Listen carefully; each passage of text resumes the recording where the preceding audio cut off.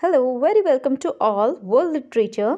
तो फ्रेंड्स, हम लोगों ने यहाँ पर इस चैनल पर बहुत सारे क्वेश्चन पेपर सॉल्व करने की सीरीज़ स्टार्ट करी है। तो कल हमने यूसेट इंग्लिश क्वेश्चन पेपर का जो 7 जनवरी को हुआ था उसका पार्ट 1 किया था, जिसमें हमने 1 से लेकर 51 तक क्वेश्चंस कंप्लीट करे थे। क्या उसका राइट आंसर होगा, कौन सा क्वेश्चन ड्रॉप हो सकता है।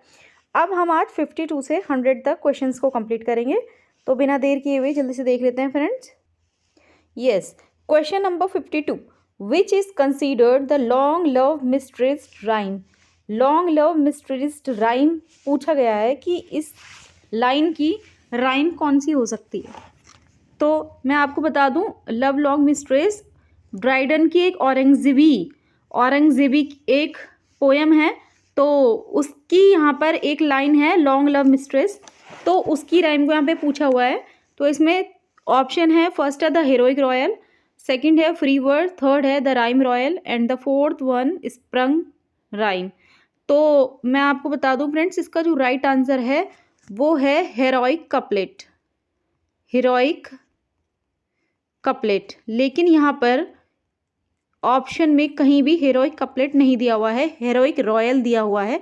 और इसी को ही यू सेट वालों की जो आंसर की रिलीज हुई है उसमें राइट आंसर माना गया है। लेकिन फ्रेंड्स, मैं बता दूं अगेन, मैजिक रियलिज्म की तरह ये भी एक ड्रॉप्ड क्वेश्चन है, क्योंकि इसमें भी आपका जो है कि सही ऑप्शन नहीं दिया हुआ है ना। तो इसका जो सही ऑप्शन है फ्रेंड्स वो है हेरोइक कपलेट, यानी कि रॉयल की जगह यहाँ पर कपलेट लगेगा।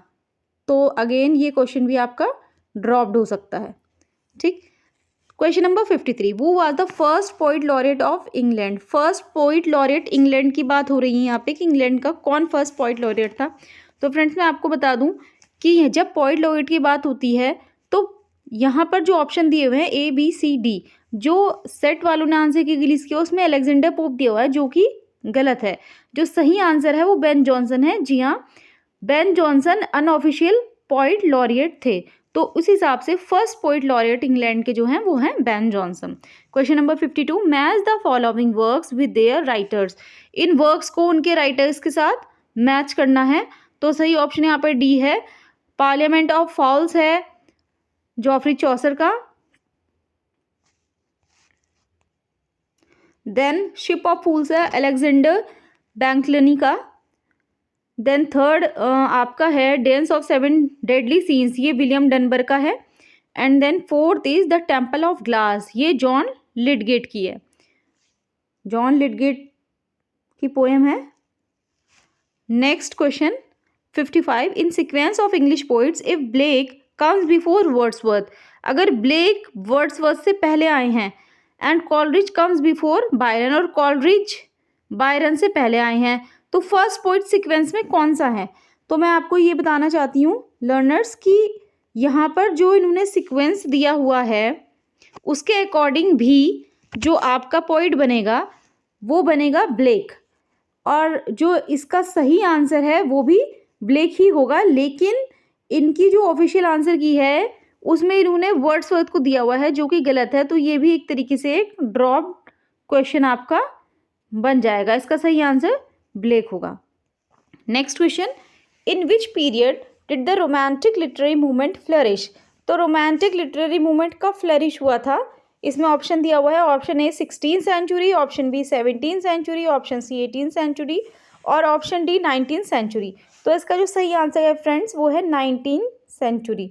19th सेंचुरी में ही आपका रोमांटिक लिटरेरी मूवमेंट फ्लरिश हुआ था। बिल्कुल सही बात है ये।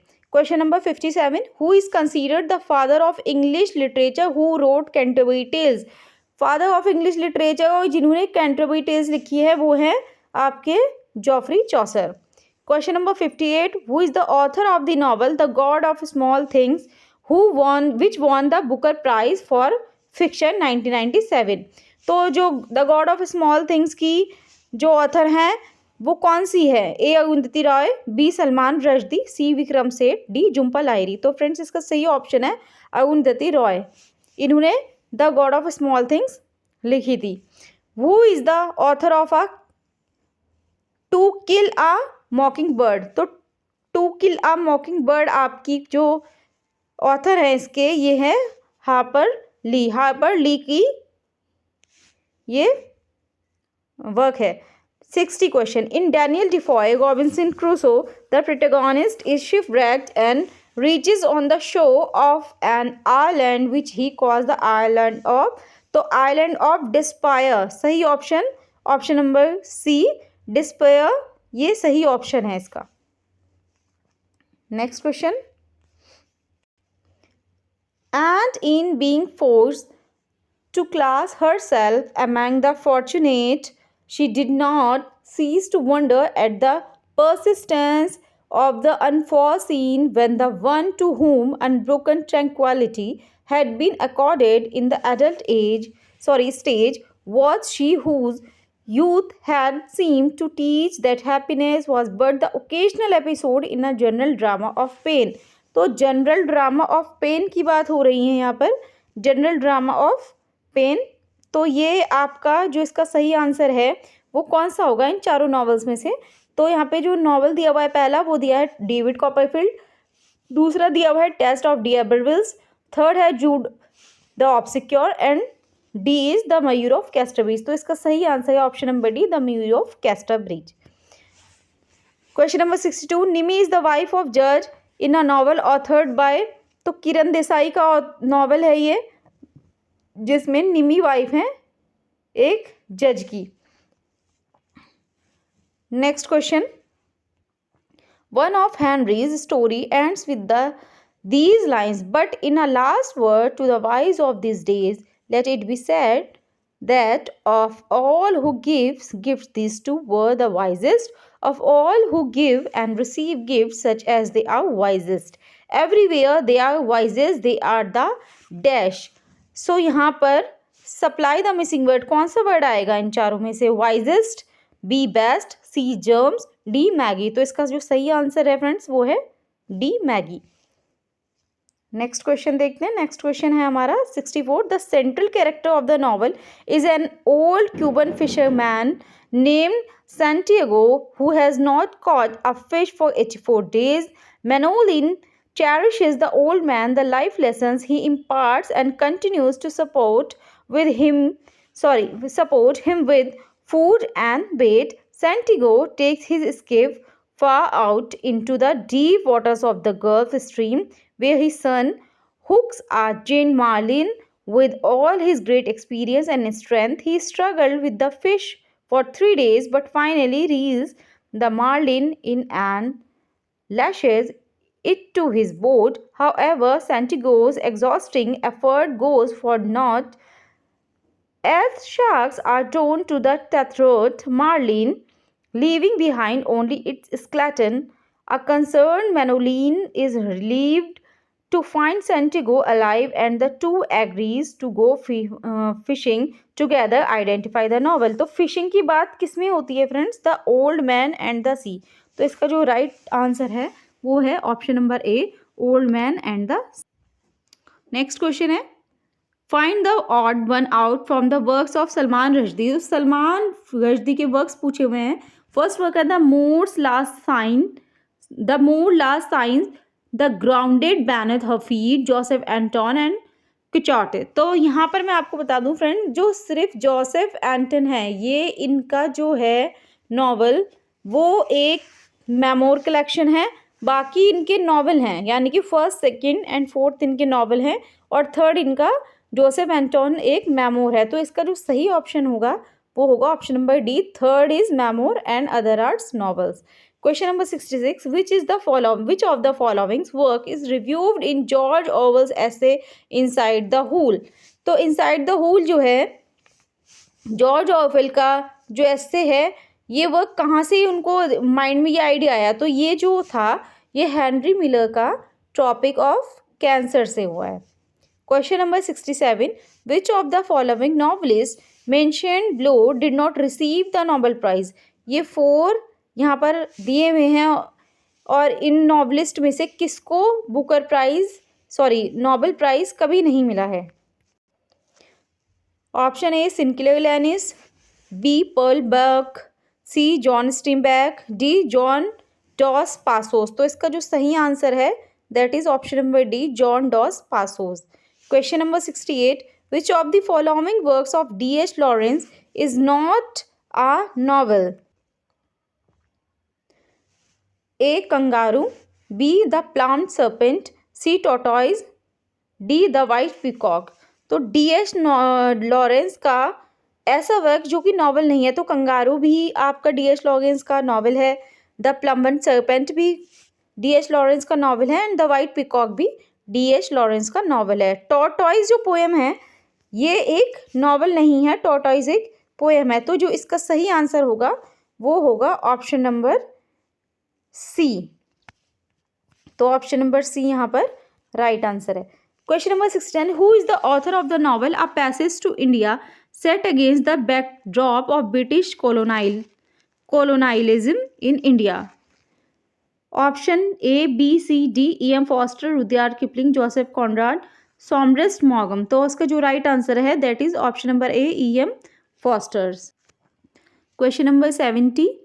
What is the title of Salman Rushdie Booker Prize? Salman Rushdie Booker Prize winning novel that explore the history and culture of India. Option A, Midnight's Children's, B, The Satanic Verse, C, Shame, D, Moola Singh. तो जो right option है इसका वो है midnight children. इसको ही Booker prize winning novel कहा जाता है. Which of these arrangement is the right chronological order for arrangement of text? तो क्वेश्चन नंबर 71 में जो ऑप्शन है A, B, C, D. A, Utopia, Parliament of Fowls, Hamlet, Euphues. तो मैं आपको ये बता दूं कि अटोपिया थॉमस मोर की है जो 1560 में आई थी, जो लैटिन वर्जन था. द पार्लियामेंट ऑफ फॉल्स है जॉफ्री चौसर की है, जो अभी हमने पीछे एक क्वेश्चन में भी देखा है. हैमलेट अगेन शेक्सपियर ने लिखा है, और इफ्यूज एक जॉन लिली का वर्क है. तो यहाँ पर जो ऑप्शन दिए हुए हैं उसका जो राइट आंसर है वो option number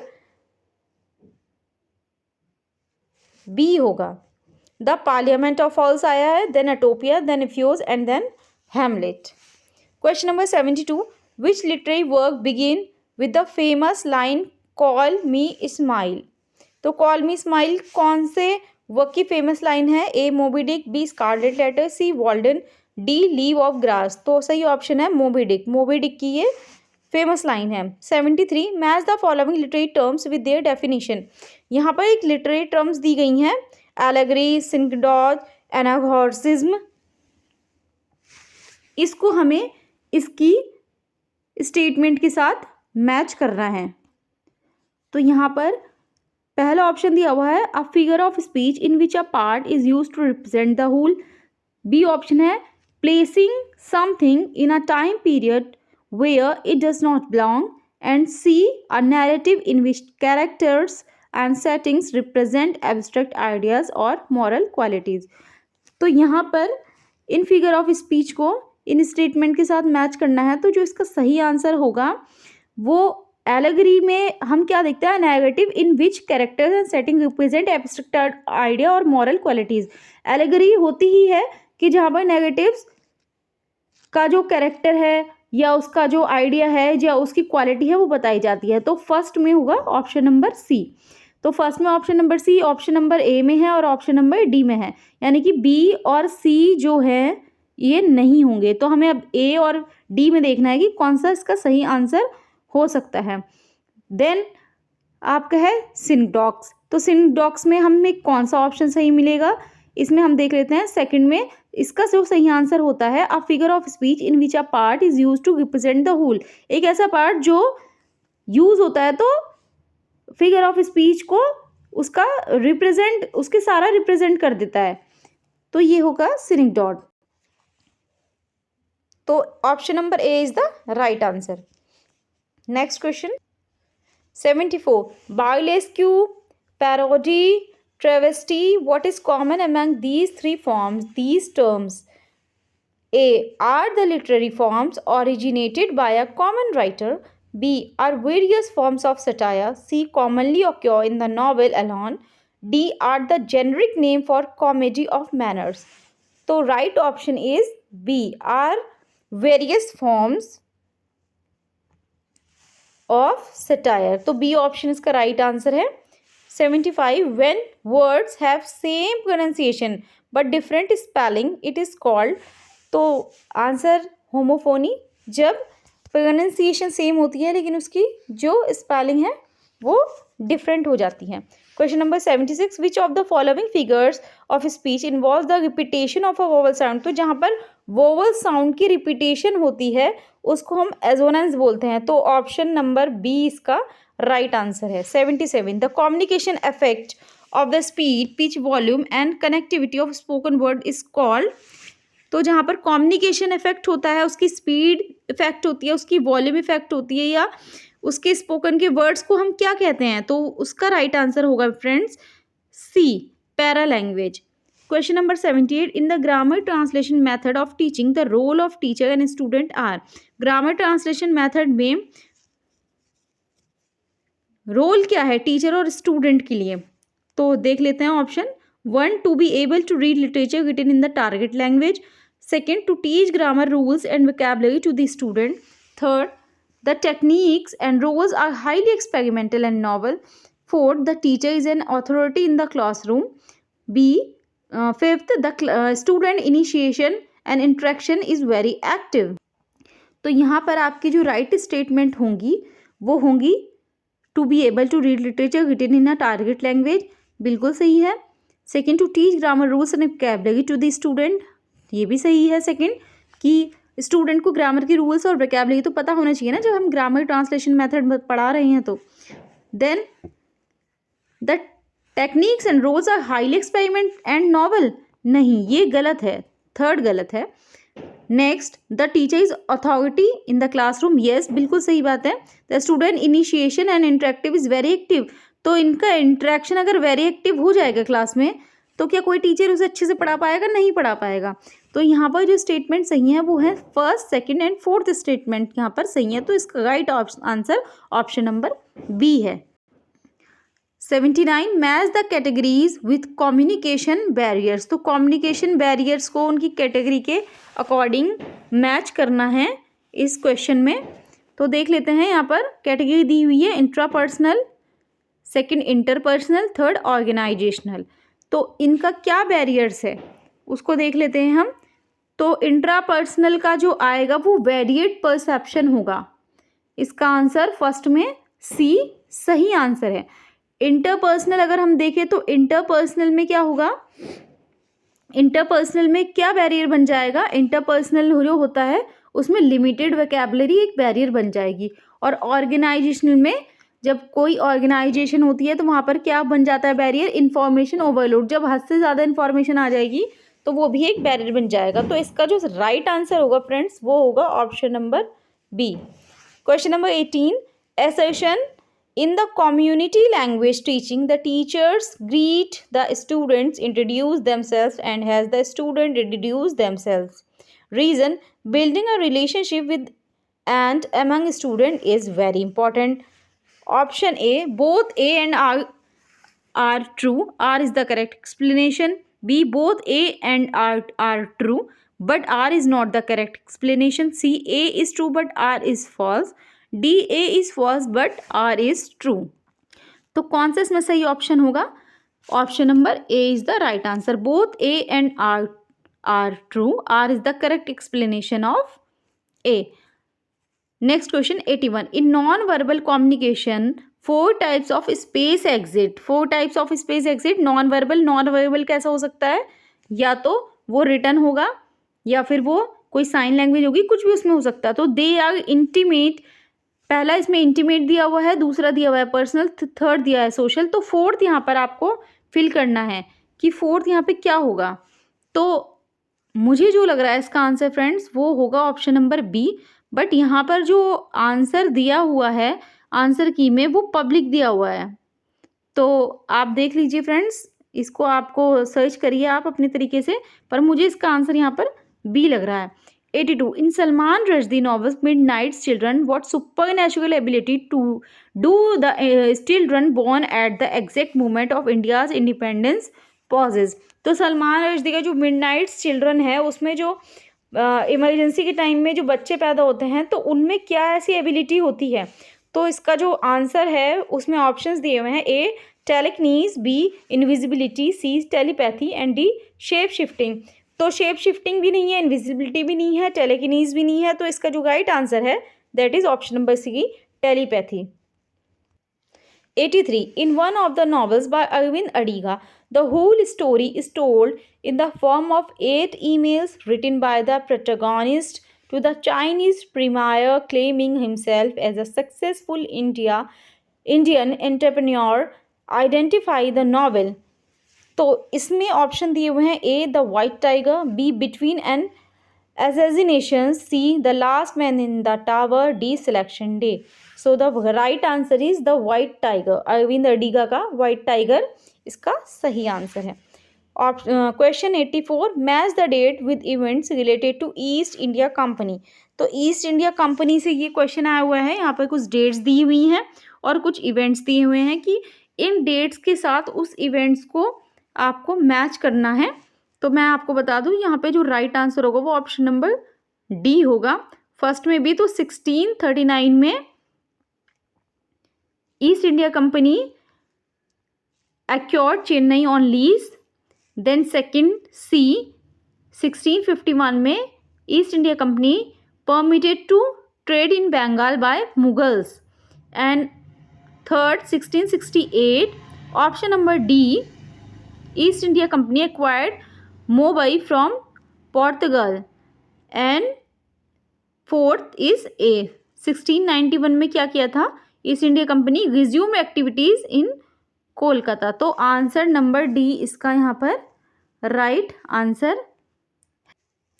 next question 85, English was made the official language of education in 1837 in dash by the British rule, A France, B Germany, C England, D India.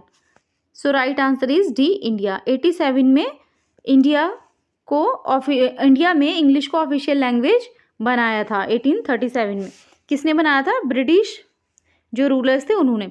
86 in India people like dash viewed English as a barrier to class equality and to the economic development of the poor. तो ये बात किसने कही है? इसमें option दिया हुआ है ए राजाराव, बी मुल्क राजानंद, सी राम मनोहर लोहिया, डी आर के नारायण। तो इसका जो राइट आंसर है फ्रेंड्स वो है राम मनोहर लोहिया। राम मनोहर लोहिया ने कहा in Indian people like Ram Manohar Lohia viewed English as a barrier to class equality and the economic development of the poor. Next question 87, arrange the following novels by Adiga's in chronological order, identify the correct one. तो यहाँ पर दिया हुआ है first selection day, second last man in tower, third between the assassination, fourth the white tiger. तो friends अगर आपको ये भी पता है कि अरविंद अडीगा जी का फर्स्ट नोवेल कौन सा या फर्स्ट वर्क कौन सा, तो भी आप इस क्वेश्चन को बना सकते हैं। तो हमें पता है अरविंद अडीगा का जो फर्स्ट वर्क है वो है द वाइट टाइगर। तो हम यहाँ पे देख लेते हैं, वाइट टाइगर है फोर्थ नंबर पे और सिर्फ सी ऑप्शन में ही फोर्थ नंबर का जो आपका वर्क है वो सबसे पहला है। तो इसका जो सही आंसर होगा that is option number C. Next question 88, which of the following is not a type of culture study. तो कल्चरल स्टडीज की बात हो रही है यहाँ पर, लेकिन उसका जो टाइप नहीं है, नहीं के लिए पूछा हुआ है। तो ब्रिटिश कल्चरल मटेरियलिज्म भी कल्चरल स्टडीज का पार्ट है, न्यू स्टोइसिज्म भी कल्चरल स्टडीज का पार्ट है, पोस्ट मॉडर्निज्म भी कल्चरल स्टडीज का पार्ट है। तो कल्चरल स्टडीज का पार्ट क्या नहीं है? फॉर्मलिज्म फ्रेंड्स कल्चरल स्टडीज का पार्ट नहीं है। तो option number D is the right answer. Question number 89, which literary theory transcends the confines of a particular discipline such as literary criticism और history. तो क्वेश्चन नंबर 89 में option दिए हुए हैं ए स्ट्रक्चरलिज्म, बी कल्चरल स्टडीज, सी new criticism, D formalism. तो इसका जो सही आंसर है वो है cultural studies. Question number 19, match the titles of the critical works with their authors. यहाँ पर जो क्रिटिकल वर्क दिए हुए हैं उनको उनके ऑथर्स के साथ मैच करना है। तो फ्रेंड्स अगर आपको यहाँ पर एक भी ऑप्शन पता है तो आपका आंसर इजीली बन जाएगा। यहाँ पर आप देखिए the second sex Simon D behaviour की थी। तो अगर आपको ये ऑप्शन भी एक भी पता है तो इसका आंसर आप इजीली बना पाएंगे। तो सिमोन डी बिहेवियर का फोर्थ में ए कहाँ पर है? फोर्थ में ए दो जगह दिया हुआ है। तो अब आप यहाँ पर देखिए कि अगर फोर्थ में ए दो जगह दिया हुआ है तो इसका सही आंसर क्या बनेगा? तो इसका सही आंसर बनेगा ऑप्शन नंबर बी। तो देख लेते हैं। फर्स्ट है क्रिटिकल अप्रोचेस टू लिटरेचर, तो ये लिखी है डेविड डैचेस ने, फर्स्ट में C. Then second the rhetoric of fiction, rhetoric of fiction लिखी है वेने बोथ ने, सेकंड में D. And third Hamlet and Oedipus, तो ऑडिपस वाला ये आपका लिखा हुआ है अर्नेस्ट जॉन्स ने। एंड द सेकंड से मैंने आपको पहले बताया साइमन डे बीवर का था। तो ये फ्रेंड्स आपका इसका राइट ऑप्शन हो गया option number B. 91 question, the following thinker compiled a notebook of Shakespearean items and phrase when he was learning English in 1814। तो 1840s की बात हो रही है यहाँ पर। तो कौन इसके सही आंसर होगा? ऑप्शन ए है स्टीफन ग्रीनवाल्ड, बी कार्ल मार्क्स, सी मिखेल भागतिन, डी रेमंड विलियम्स। तो यहाँ पे 4 ऑप्शन है फ्रेंड्स। तो इसका जो सही आंसर है, जो नोटबुक दी थी शेक्सपियरियन आइडियम्स और फ्रेज के बारे में, वो कार्ल मार्क्स ने दी थी। तो यहाँ पर इसका जो सही आंसर होगा that is option number B, Karl Marx. 92 question, which of the following is not an American magazine, not an American magazine. तो न्यू एटलांटिस आपका वर्क था जो फ्रांसिस बेकन का था, तो ये एक अमेरिकन मैगजीन नहीं है। Question number 93, who was the name of the first daily newspaper that began in 1702। First daily newspaper जब शुरू हुआ था 1702 में, तो वो था the Daily Courant. Option number C is the right answer. Question number 94, which of the following pair is incorrectly matched. Incorrectly matched बताना है आपको, यानी कि जो गलत पेयर है। तो सैमसन एगोनिस्ट का जॉन मिल्टन का है, ये हमें पता है। मैक फ्लकनॉय जॉन ड्राइडन के, ये भी सही है। ह्यूदिबरस सैमुअल बटलर की, ये भी सही है। ऑना गेडल विलियम डेवेंट, तो ये ऑप्शन आपका गलत है, यानी कि इसका जो सही आंसर होगा वो होगा ऑप्शन नंबर सी। और सी में कौन सा ऑप्शन है? थर्ड, ऑना गेडल विलियम डेवेनेंट, तो ये इनका वर्क नहीं है। Question number 95, the periodical adopted a fictional method of presentation through a Spectator club whose imaginary members extolled the author's own ideas about society. These members included representatives of commerce, the army, the town, respectively, Sir Andrew Freeport, Captain Sentry, and Will Honeycomb, and of the country gentry, Sir Roger D. Coverley. Identify the periodical. तो the Spectator में ये आपका जो periodical है, Spectator में ये सारे character आपको देखने को मिलते हैं। सर एंड्रू फ्रीपॉट हो गया, कैप्टन सेटर्नी हो गया, सॉरी सेंट्री हो गया, विल हनीकॉम्ब हो गया, ये सारे जितने भी कैरेक्टर्स हैं ये आपको द स्पेक्टेटर में देखने को मिलते हैं। तो सही आंसर इसका है option number B, spectator. Question number 96, the book was impossible to lay aside once I had begin it grieved me. Johannesburg to Durban was a 24 hours journey. The train reached there in the evening. I could not get any sleep the night.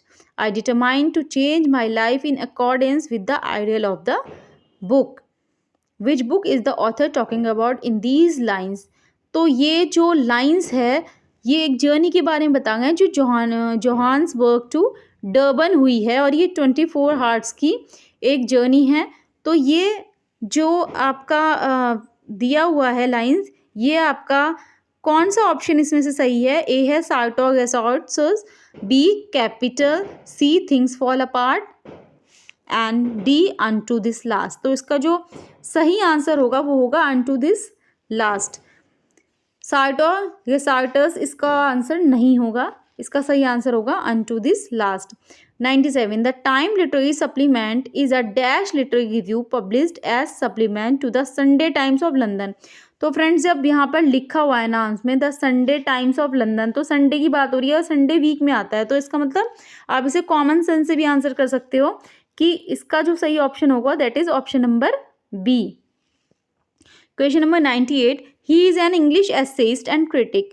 He went to school at Chris Hospital, where he was a near contemporary of Samuel Taylor Coleridge, S.T. Coleridge, and Leigh Hunt. In 1792, he found employment as a clerk at East India House, the headquarters of the East India Company, remaining 3 until retirement in 1825. In 1796, his sister Mary, in a fit of madness, which was to prove recurrent, killed their mother. He reacted with courage and loyalty, taking on himself the burden of looking after Mary. तो Mary जो sister थी वो Charles lamb की थी, तो ये सही answer इसमें होगा वो होगा option number A, Charles Lamb. The term malapropism तो एक कैरेक्टर है, तो the term malapropism is derived from the name character in a play. तो शेरिडन का प्ले है द राइवल्स, तो उसमें ये मालामॉर्फिज्म एक कैरेक्टर है जिसमें मालाप्रॉपिज्म टर्म क्वाइंड हुई है इस कैरेक्टर से ही। तो इसका राइट आंसर है Brinsley Sheridan. Question number 100, who founded the Trinity Theatre Workshop and Boston Playwrights Theatre? A, Derek Walcott, B, Chinua Achebe, C, Larkin, D, W B. Yeats. तो इसका जो सही आंसर है फ्रेंड्स वो है ए, डेरेक वालकॉट। तो friends आज हमने पूरे जो आंसर थे यू सेट क्वेश्चन पेपर हमने जो 2024 का 7 जनवरी को है उसे सॉल्व किया है 100 तक। कल हमने 1 to 51 तक किए थे, आज हमने 52 से 100 देखे कि क्या सही आंसर है, कौन सा क्वेश्चन ड्रॉप हो सकता है और कौन सा क्वेश्चन है जिसमें आपको कन्फ्यूज़न है, तो आप उसको यहाँ से फाइंड आउट कर सकते हैं। और इससे पहले जो 1 से 51 तक हो गए हैं उसका लिंक मैंने डिस्क्रिप्शन बॉक्स में दे दिया, तो डिस्क्रिप्शन बॉक्स चेक कर लें। फ्रेंड्स अगर वीडियो आपको पसंद आई हो तो आप कमेंट करिए, शेयर कीजिए और लाइक करिए। Thank you so much.